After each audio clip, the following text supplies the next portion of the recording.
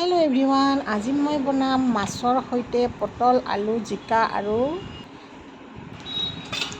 ভাতকেৰেলা চব্জি। তো এতিয়া মই মাছখিনি ধুই এনেকৈ হালধি নিমখ সানি ভাজি ল'লোঁ।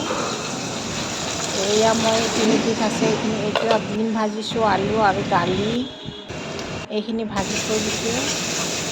এইফালে মই পিঁয়াজ ভাজি ল'লোঁ, ৰহুন আৰু আদাৰ পেষ্ট দি দিছোঁ, তাতে অকণমান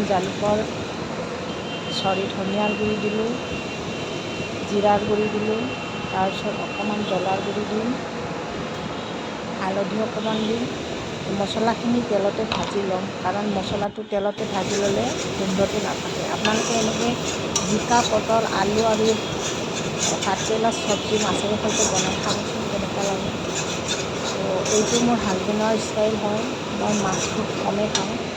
তো মোৰ কাৰণে দালি, বিন আৰু আলু ভাজি আৰু পকৰি বনাই থৈ দিছোঁ। এইটো মই হাজবেণ্ডৰ কাৰণে বনাইছোঁ। তো আপোনালোকে ভাগে ভাগে জিকা কাটি থোৱা চব্জিখিনি আপোনালোকে এনেকৈ তেলত ভাজি ল'ব, যাতে পানীটো শুকাই, যিখিনি পানী শুকাই আৰু চব্জিটো সিজি যায়, তেতিয়া পানী ঢালিব লাগে। আপোনালোকে চবেই জানেই, তথাপিও মই মোৰ বনোৱাখিনি দেখাইছোঁ।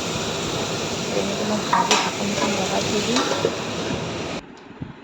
এয়া পানী দিয়া হৈ গ'ল, ইয়াতে অকণমান বইল হ'লে মই মাছ পেলাই দিম। এয়া মাছ পেলাই দিলোঁ, আঞ্জাখিনি হৈ গৈছে, গ্ৰেভি টাইপ হৈছে, মই এতিয়া নমাই থ'ম।